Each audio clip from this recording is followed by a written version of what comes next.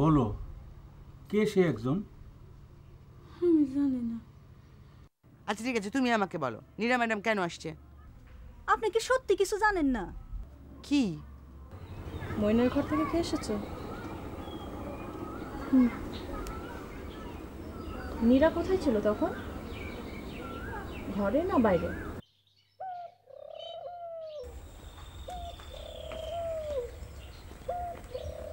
ও বকু, বকু শোন, চল ঘুরে আসি।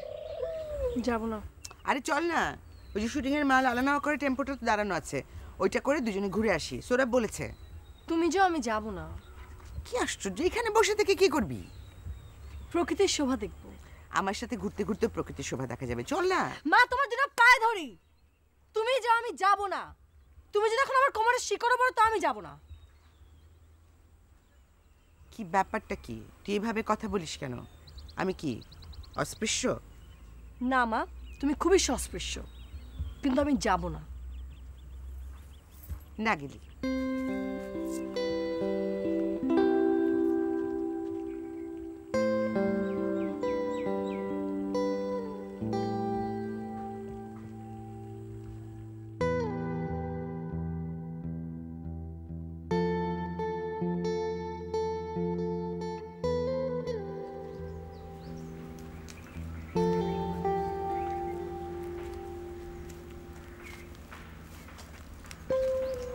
সকিনা। জি আপা। তখন তুমি আমাকে কি বলবা বলছে বলো তো? থাক আপা, এইসব কথা শুনলে আপনি সহ্য করতে পারবেন না। কি সহ্য করতে পারবো না? আপা, ডাইরেক্টর সাহেবের স্ত্রী কেন আসছিল এইটা শুনলে আপনি সহ্য করতে পারবেন না। আমি তো সেটাই জানতে চাচ্ছি, কেন পারবো না কেন? কারণ কাহিনীতে ক্যারেক্টার হিসেবে আপনারাও আছেন, মানে বকুল। আমরা? বকুল? কি বলছো তুমি? আসলে আপা, আপনি খুব সহজ সরল মানুষ। থাক। তুমি অনেক কথা পেঁচাও সকিনা, যা বলার বলে ফেলো। আপা, আপনি কি সত্যি কিছু জানেন না? না। সেই দিন শুটিং এর মধ্যে আমি আর আপনি তো বসে রইলাম, আর সবাই গেল শুটিং এ। আপনার মনে আছে? হ্যাঁ মনে আছে। শুটিং তো হইল, তারপর নামলো বৃষ্টি। হ্যাঁ বৃষ্টি নামলো, তারপর? ডাইরেক্টর সাহেব আর বকুল সবাইরে ফেলাইয়া গেল বৃষ্টিতে ভিজতে। তারপর? আপা থাক ওইসব কথা। তারপর কি বলো? আপনি কি সত্যি শুনতে চান? হ্যাঁ। তারপর তারা দুইজন একটা স্কুল ঘরে, শুধু দুইজন।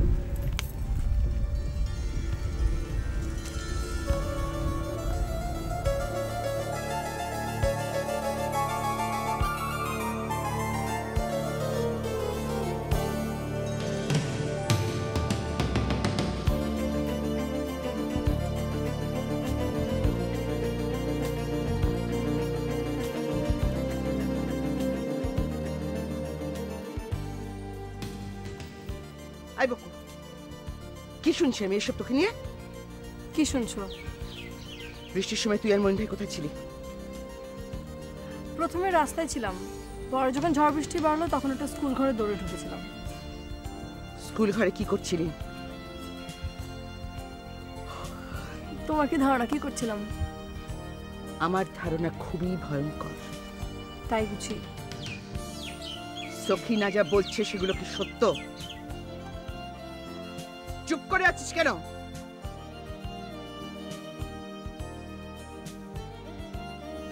সকিনা একটা এক্সট্রা ক্যারেক্টারে কাজ করে। সে বিভিন্ন সময় নানা রকম প্রোডাকশনে যায়, ঘুরে ফিরে অনেক কথা শুনে সেগুলো সে তোমাকে বলে। হোয়াট ডু ইউ থিঙ্ক সেগুলো সবসময় রাইট? আমার প্রশ্নের উত্তর ঘুরিয়ে পেঁচিয়ে দিবি না। সোজা প্রশ্নের সোজা উত্তর দে। তাহলে তুমি যেটা ধারণা করেছো সেটাই ঠিক, এর বেশি আর কিছু জানতে চাও না, কষ্ট পাবে।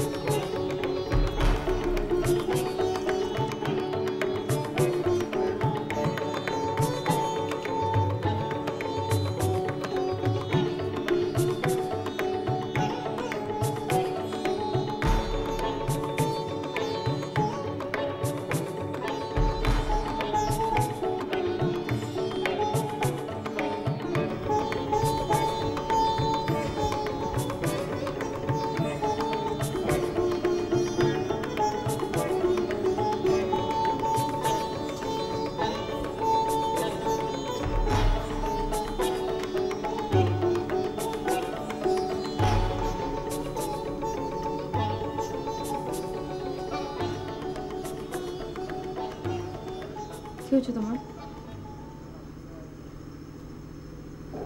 কই কিছু হয়নি তো। সারাদিন ঘরে বসে আছো, বের হচ্ছ না, শুয়ে বসে কাটাচ্ছ।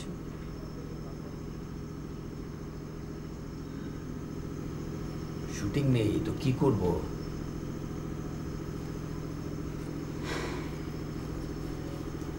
তাই নাকি আমাকে দেখে সব কিছু গুটিয়ে ফেলেছো? আরে তা কেন হবে? চিন্তা করো না, আমি একটু পরেই চলে যাচ্ছি।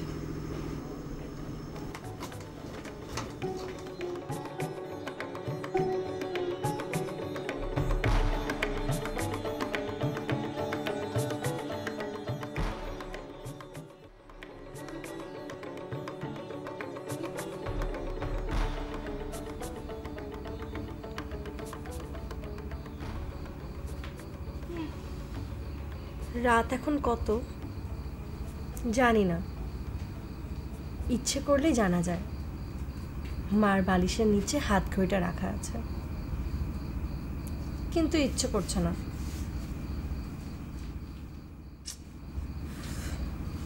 মা বড্ড নড়াচড়া করছে।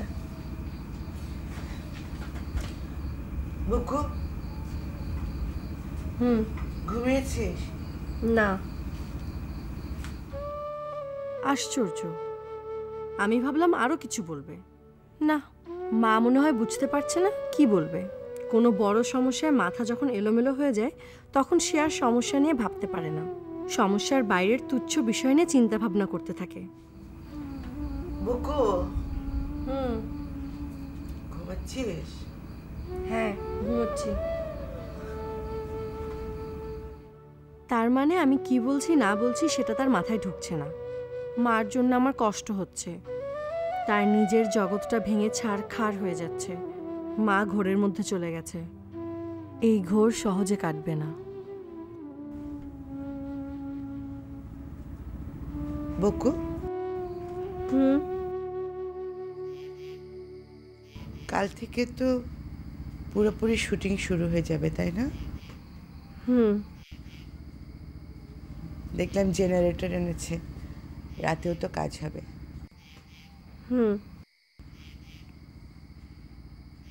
পাপিয়ার মেয়েটাকে দেখেছিস? না। কেমন যেন, সামনের দাঁত দুটো উঁচু, দেখতে ইঁদুরের মতো লাগে। নীরা মেয়েটাকে তোর কেমন লাগে রে? ভালো। ভালো। প্রথমে যতটা অহংকারী মনে হয়েছিল আসলে অতটা অহংকারী না।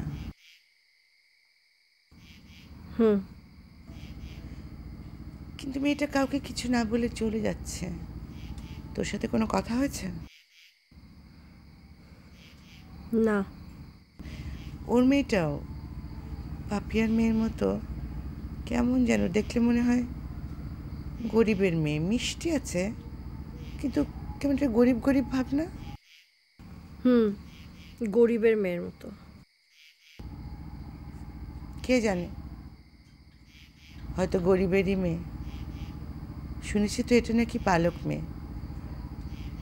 একবার জালালের মা বলেছিল। ও আচ্ছা। মানুষ যে কেন এরকম পালক নেয়, পাখি পুষতেই কত কষ্ট, তারপর আবার মানুষ পালা। মা তুচ্ছ সব কথা বলে যাচ্ছে, লক্ষণ ভালো না। একবার এরকম শুরু হলে চলতেই থাকবে। মা সারা রাত নিজের মনে কথা বলতে থাকবে, আমাকে হ্যাঁ দিয়ে যেতে হবে। বাবা আমাদের ছেড়ে যাবার পরও এরকম হয়েছিল। মার কথা বলার রোগ হলো, তখন সারা রাত একা একা কথা বলতো, অর্থহীন সব কথা। আমি ঘুমিয়ে পড়লে আমাকে ঘুম থেকে জাগাতো, আবার শুরু হতো কথা।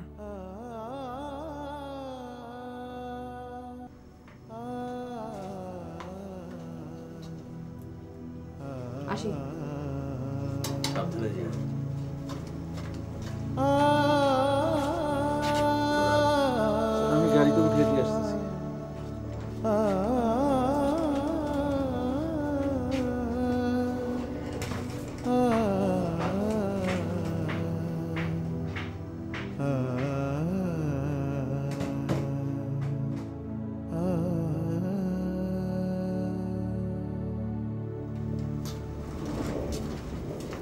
সৌরভ, জি ম্যাডাম। আমি যা যা বলেছি ঠিক তাই যেন হয়, আর কোনো রকম উল্টাপাল্টা দেখলে আমাকে জানাবে। আপনি কোনো চিন্তা করবেন না ম্যাডাম। চলি।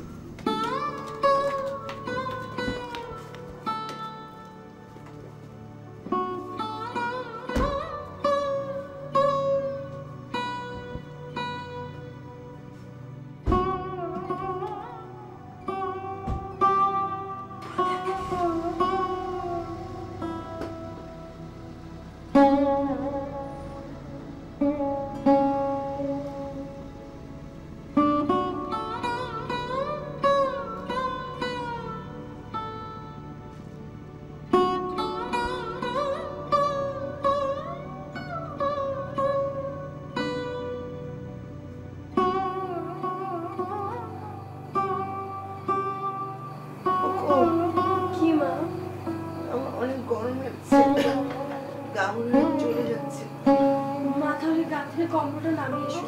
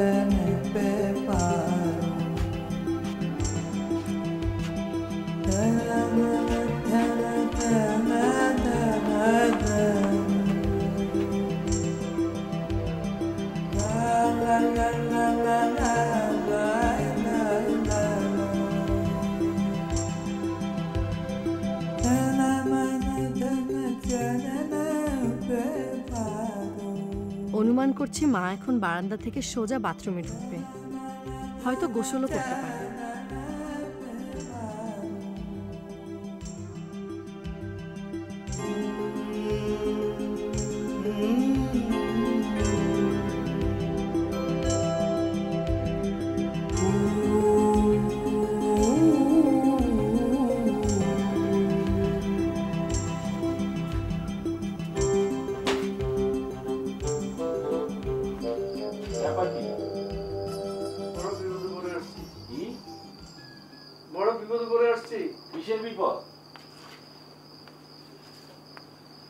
যে বাড়িতে লজিং থাকতাম ওরা তাড়িয়ে দিয়েছে, বলছে আপনি সিনেমা করছেন, শিক্ষকতা করছেন না, এই বাড়িতে থাকার যোগ্যতা হারিয়েছেন। শুনলাম তো, আমি কি করব? না, এরা মানে আরো অনেক বাজে ভাষায় কথা বলছে, আমি তো ভালো করে বললাম। বুঝলাম, আপনার সব কথাই বুঝলাম। সিনেমা সম্পর্কে ওরা না জেনে অনেক আজে বাজে কথা বলেছে, না জেনে কোনো বিষয় এরকম বলা ঠিক না। আমি একটা কথা বলি, আপনি শুনেন। জি। ওই পোটলা পাটলি ওইখানেই থাক, আপনি আগে ঘন্টাখানিক একটু শুয়ে শুয়ে ঘুমান। আপনার এই বগরের চাইতে ঘুমটা অনেক শান্তির হলো। ধন্যবাদ ভাই।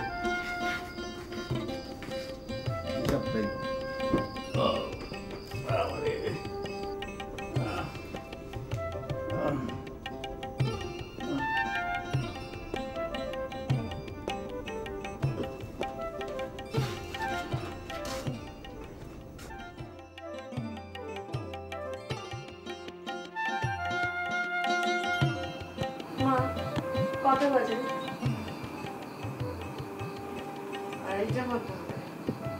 মা কথাটা আন্দাজেই বলল।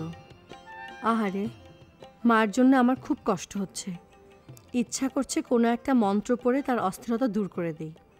সেরকম মন্ত্র আমার অবশ্য জানা আছে, মন্ত্র পড়ে মাকে সামলে ফেলতে পারবো। মা, তুমি এত অস্থির হচ্ছে কেন বলো তো? অস্থির হওয়ার মতো কিছু ঘটে নাই? না, তুমি আমার যে সমস্যাটা নিয়ে ভেবে এরকম অস্থির হচ্ছ সেটা নিয়ে ভাবার কোনো দরকার নেই, কারণ সেই সমস্যা আমি দূর করব। তোর সমস্যা তুই কী করে দূর করবি? কিভাবে দূর করব সে সব আমি ভেবে ঠিকঠাক করে রেখেছি। সেটা কি কি ঠিকঠাক করে রেখেছিস? যেদিন আমাদের শুটিং শেষ হবে সেদিন আমি সোমেশ্বরী নদীতে বেড়াতে যাব, তারপর নদীতে ঝাঁপ দেব। যেহেতু আমি সাঁতার জানি না, টুক করে নদীর তলায় চলে যাব, ব্যাস সমস্যার সমাধান।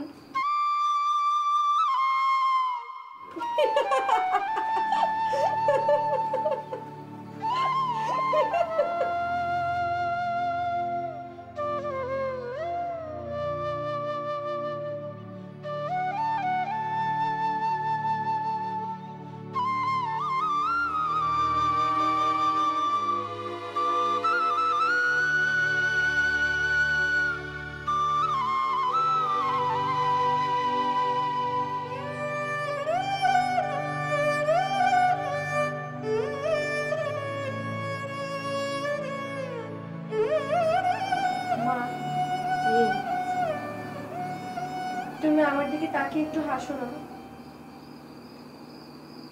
কেন হাসতে হবে? হাসবে, কারণ আমি তোমার সঙ্গে খুব সুন্দর অভিনয় করেছি। তোমাকে ভয় দেখানোর জন্য ভয়ঙ্কর কিছু কথা বলেছি, একেবারে সত্যের মতো করে মিথ্যা কথা বলেছি। হ্যাঁ, কাজটা আমার করা উচিত হয়নি, কারণ তোমার বকুল শোনার তো কিচ্ছু হয়নি।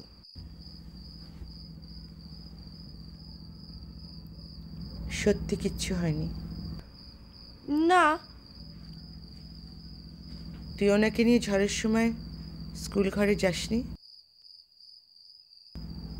মাস্টার সাহেব তো দেখেছে।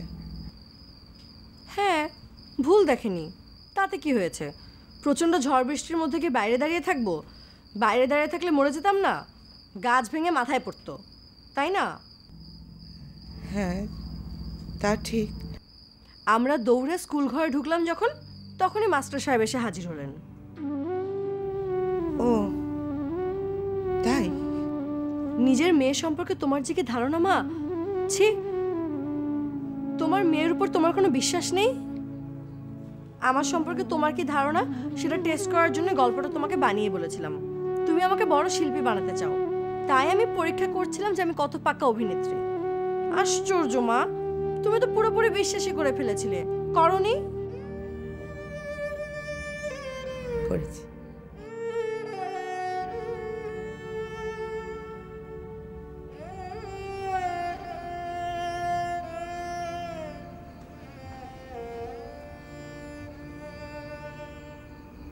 তোমার মনটা কি খুব বেশি খারাপ হয়ে গিয়েছিল মা? হ্যাঁ।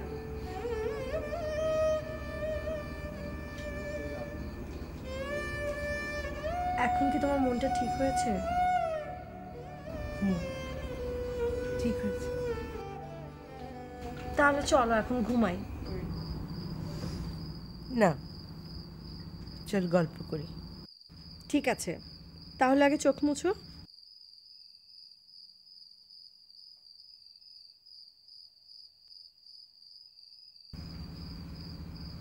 মা, তোমার মনে এখন অনেক শান্তি, তাই না? কি করে বুঝলে? মানুষ যখন অনেক কষ্ট পায় তখন কাঁদে, আবার মানুষের মনে যখন অনেক শান্তি আসে তখনও কাঁদে।